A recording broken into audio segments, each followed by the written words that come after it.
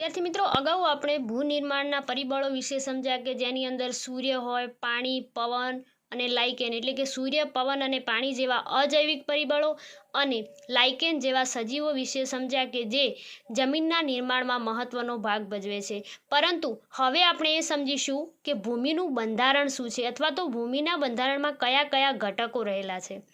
તો આપણે જાણીએ છીએ કે ભૂમિ એટલે કે જમીન એક મિશ્રણ છે,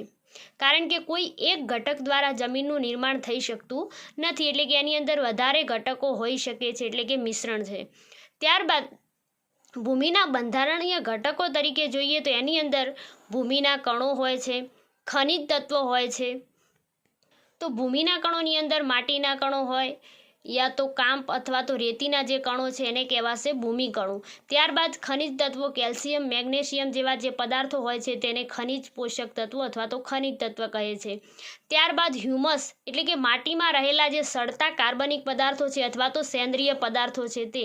अने सूक्ष्म जीवो तेमज अळसिया वगैरेनो समावेश थाय छे भूमिना एटले के जमीनना बंधारणीय घटकोमां। तो भूमिनी अंदर कया प्रकारना कणों रहेला छे એટલે કે કાંપના કણો હોય, માટીના કણો હોય અને રેતીના કણો, આ દરેકનું જે સરેરાશ પ્રમાણ હોય છે એના આધારે ભૂમિનો પ્રકાર નક્કી થાય છે। એટલે કે કાંપવાળી જમીન છે, રેતાળ જમીન છે અથવા તો માટીયાળ જમીન છે તે પ્રકારો નક્કી થઈ શકે છે। ત્યારબાદ ખનિજ પોષક તત્વો કે જે ભૂમિની ફળદ્રુપતા માટે જવાબદાર છે, એટલે કે જે જમીનની અંદર ખનિજ પોષક તત્વોનું પ્રમાણ વધારે હોય તેને આપણે ફળદ્રુપ જમીન કહી શકીએ છીએ। તો ભૂમિમાં તેની પ્રાપ્તિ એ કયા પદાર્થોમાંથી જમીન बनेली है तेना उपर आधार राखे छे। त्यारबाद वनस्पतिमां वृद्धि अने विकास माटे पण खनिज पोषक तत्व खूब ज जरूरी है, एटले के जे जग्याए अथवा तो जे जमीननी अंदर वनस्पतिने पूरता प्रमाणमां पोषक तत्वों मळी शकता होय तो ए जमीनमां वनस्पति अथवा तो पाक ए सारी रीते वृद्धि अने विकास पामी शके छे। त्यारबाद ह्यूमस, तो ह्यूमस एटले के भूमि में जे रहतो मृत अने जे सड़ता कार्बनिक पदार्थों छे, सड़ेला अथवा तो विघटन पामेला जे टुकड़ाओ छे तेने ह्यूमस कहे छे। अने भूमि में ह्यूमसनुं प्रमाण ए तेमां मळी आवता जे सूक्ष्म जीवो छे तेने आधारे भूमिनी गुणवत्ता नक्की थाय छे। त्यारबाद तेओ भूमिने छिद्राळु बनावे छे, एटले के जमीननी जे स्तर छे एनी अंदर काणा पड़े छे, एटले के छिद्राळु बनावे छे अने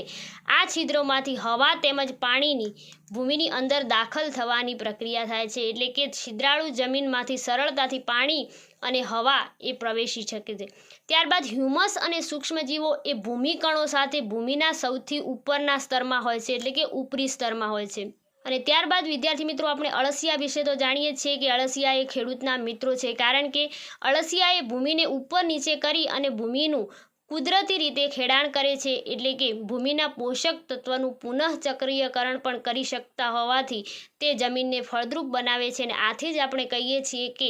અળસિયા એ ખેડૂતના મિત્રો છે। તો વિદ્યાર્થી મિત્રો આ તો આપણે જમીનના બંધારણ વિશે સમજ્યા, પરંતુ ભૂમિનું પ્રદૂષણ એટલે કે નુકસાન થવાની પ્રક્રિયા, તો આધુનિક ખેતીમાં જે તમે રાસાયણિક ખાતરો અને જંતુનાશક દવાઓનો ઉપયોગ જે વધુ માત્રામાં કરવામાં આવે છે, તો रासायनिक खातरों अथवा तो जंतुनाशकों जो वधारे पड़तो उपयोग है अने ते उपयोग लांबा समय सुधी थाय तो तेना लीधे भूमिનું प्रदूषण थाय छे, એટલે કે जमीनનું प्रदूषण थाय छे। અને ત્યારબાદ જમીન ઉપરથી વનસ્પતિઓને કાપી દેવામાં આવે અથવા તો એની ઉપર ઉગેલું જે ઘાસ છે એને દૂર કરવામાં આવે, એટલે કે વનસ્પતિના આવરણો જો દૂર કરવામાં આવે તો પણ ભૂમિનું પ્રદૂષણ થઈ શકે છે। તો ભૂમિનું પ્રદૂષણ થવાથી શું અસર થાય છે? तो भूमिना जे सूक्ष्म जीवो होय छे ते नाश थवाथी भूमिनी संरचना एटले के बंधारणनो पण नाश थाय छे अने उपजाऊ जे जमीन होय छे एटले के जेनी अंदर पाक ए सारी रीते वृद्धि विकास पामी शकतो होय तेवी फळद्रुप जमीन होय छे ते झड़पथी पड़तर एटले के बिन उपजाऊ बनी जाय छे, एटले के एनी अंदर पाक अथवा तो वनस्पतिओ ए सारी रीते उगी शकती नथी। त्यारबाद उपयोगी घटको ए जमीन उपरथी दूर थवाथी अने तेमज बहारना जे वधाराना जे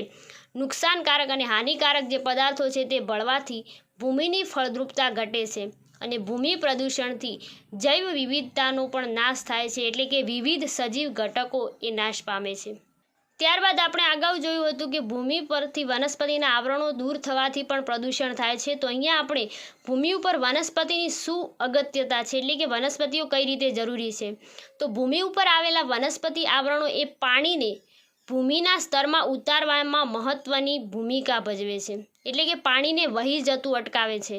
ત્યારબાદ વનસ્પતિઓના મૂળ એ જમીનના ધોવાણને અટકાવે છે, એટલે કે જ્યારે જમીન ઉપર વનસ્પતિ નહીં હોય ત્યારે પાણી એ સરળતાથી વહી જશે અને એ વહેતા પાણી સાથે જમીનનું જે ઉપરનું લેયર છે એને પણ તાણી અને એમની સાથે લઈ જાય છે, એટલે કે એ સ્તર પણ ધોવાઈ જાય છે. ત્યારબાદ સમગ્ર વિશ્વમાં જંગલોનો જે વિનાશ થઈ રહ્યો છે તેના લીધે પણ જૈવ વિવિધતાનો નાશ થાય છે અને જમીનનું ધોવાણ થઈ શકે છે. અને વનસ્પતિ વૃદ્ધિ માટેનું એટલે કે જે સ્તર ઉપર વનસ્પતિ ઉગે છે અને પોતાનું પોષણ મેળવે છે તેના માટેનું જે ઉપરી ભૂમિ સ્તર છે તે પણ ધોવાણની ક્રિયાથી જો દૂર થાય છે તો ભૂમિ એટલે કે જમીન એ બિન ઉપજાઉ એટલે કે પડતર બની જાય છે. તો વનસ્પતિ આવરણો વગર પર્વતીય અને ઊંચાણવાળા વિસ્તારોમાં ઝડપથી ધોવાણ થાય છે, એટલે કે પર્વતોની ઉપરની સપાટી એ પાણી દ્વારા ઝડપથી ધોવાઈ જાય છે. અને ત્યારબાદ આપણે સમજીશું માટીનું નિર્માણ, એટલે કે પથ્થરો ઉપર સૂર્યપ્રકાશ હોય, પાણી હોય, લાઇકેન હોય કે જે અજૈવિક અને જૈવિક પરિબળો છે